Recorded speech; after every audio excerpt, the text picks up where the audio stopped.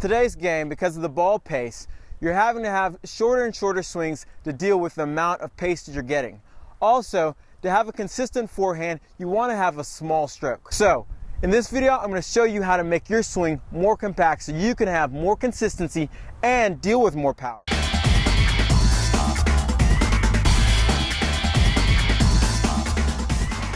So the first thing we want to talk about with having a compact swing is your take back. Now, what I think is really important when you have a compact swing is having a straight take back. So the difference is I see a lot of players and they take this huge upward swing. Well, when you take that, it's going to take just as much time to get the racket down and to the level of contact. What would be better is just having a nice compact straight back swing. You see guys like Roger Federer and even Nadal, they take the racket straight back. You also notice players that have the bigger swings have to play further behind the baseline, making them have to cover more ground. So what we want to do to have a compact swing, the key to having a compact swing is just making sure that when we take the racket back, we're going to take it back straight.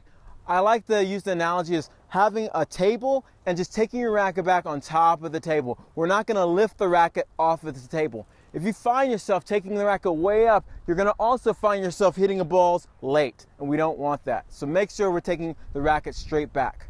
The second tip is keeping your elbow and arm closer to your body. Now, here's the key. This does not mean stuck to your body. This just means slightly closer to your body. So when we take the racket back, we don't want to have the elbow way out here and the racket way away from your body. This again creates a big swing with it. We're trying to make more compact. So what we want to do is half that. Instead of having the racket way out here, we want to keep the racket here. So I'm going to take the racket back with my elbow still not on my body, but close to my body. A good way of measuring this is I like saying taking your thumb and having the thumbs up, and I'm just going to take my hand and stick it in here. So when I'm taking my racket back, I want to make sure that I keep this distance not too far, not too close. We want to make sure that when I'm pulling the racket, it's nice and smooth. It's not going to get caught in my body, but it's not so far away that I can't get behind the ball.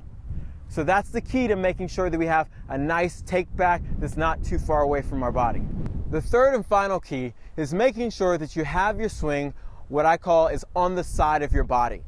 A lot of times I'll see a player, they'll take the racket back way behind them.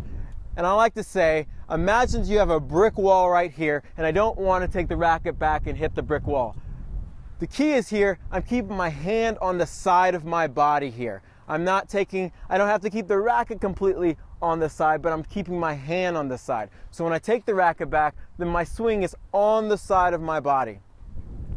Make sure that when you're taking your racket back, you're not crossing what I call the plane, the same brick wall. We're not taking the racket back here. See if we can keep the swing nice and compact and on the side of your body, the entire swing here. So make sure you go out and use these tips to make your forehand more compact, more consistent, and more resilient against your opponent. Thanks for hanging out and watching this video, but if you want more content on how to improve your forehand's power, consistency, and placement, make sure you check the link below and check out forehanddomination.com to get all the latest content that I release on how to improve your forehand. I'll see you on the other side.